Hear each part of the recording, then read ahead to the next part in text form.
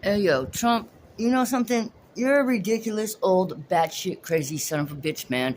And like, I'm not even gonna act like you're not out of your fucking mind or anything, just a tiny bit. Like, you're being absolutely fucking racist. Period. And a hypocrite as well, because make some sense of everybody should go back home to where they belong to. What the fuck is a Melania doing here? Alright, like, respectfully, sir. You're gonna have to make some sense of your fucking dumbass catch 22 shit. One thing I am most certainly certain that should have been rejected out of here and never fucking entered into this country is that transgender fucking pronoun ridiculous dumb shit. As far as like everything else you're doing right now, what? Because yo, I'm gonna tell you something, Trump. Your wife, when she talks, reminds me of this bitch that I grew up with that is also a ridiculous fucking person that I know. Based on, I just, I grew up with her as my Aunt Helena. She's not really my aunt, she's from Poland, right? She's supposedly Jewish. Um,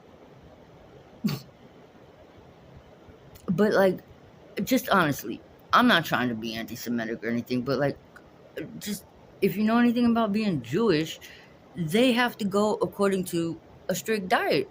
Like they don't eat shellfish, they don't eat pig, they don't eat anything that's considered a scavenger animal. Okay?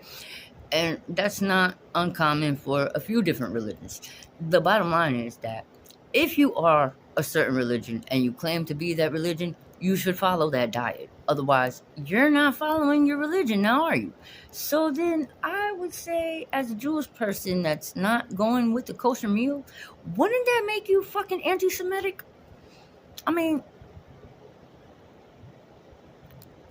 you're not going with your religion now, are you? So what is it then if you're not following it? Isn't that making you anti Semitic yourself?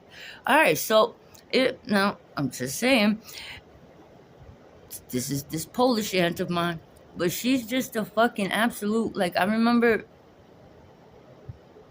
we were young and me and my brother were up here visiting New York City. Like we had just started smoking weed like a year or two before. We were like in our teenage years, and we came home from going home on a walk, fucking high out of our minds, and all of a sudden. Like, we weren't thieves or anything like that when we were fucking young. That shit didn't happen until heroin came into our lives. And we were, like, in our fucking 20s when that happened, all right? But, like, my point is just all of a sudden, in my aunt's eyes, that so-called aunt, piece of shit we became, all right? We were no longer allowed in her lives because we became thieves, we became junkies, we became all kinds of, like, whatever little, like, lovey-dovey bullshit she had for us, gone, all right? My Aunt Kathy, however,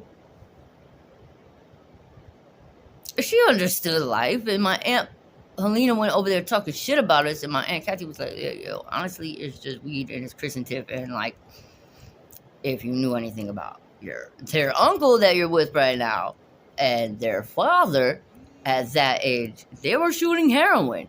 So, which was true, because my dad and uncle were at my age, and when we started smoking weed, they were in the 60s and 70s, and they were hooked on heroin. All right, so my Aunt Kat, thanks for that.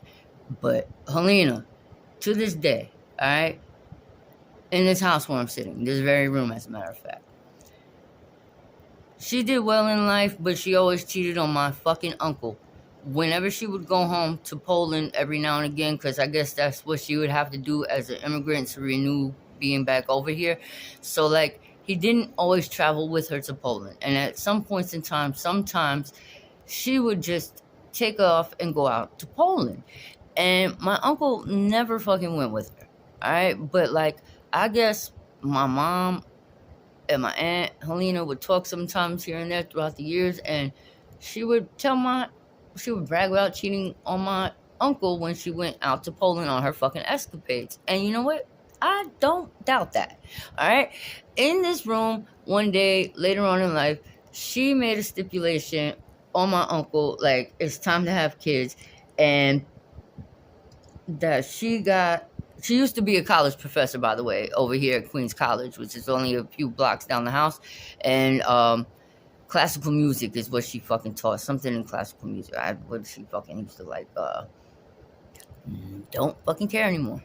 All right. So the bottom line is, she got offered another position at Indiana University, and we're from New York. And she made stipulations on my uncle and them where, like, he has to move down there with her in order for them to get on with their lives and be married. And in order for that to happen, she's gonna get pregnant doing fucking like in vitro with his sperm or something fucking out of her mind, ridiculous bullshit. And my uncle felt pressured. That's why my grandma entered into like, hey, can we have a conversation about this shit? Because, like, mom, this is what Aunt Helena has in mind, and grandma. All right, so my grandma was like, nah, you guys need to fucking break up. It just doesn't make sense. So they did, all right? But my uncle truly was in love with my aunt, and he never ever remarried or had a girlfriend ever since, all right? And she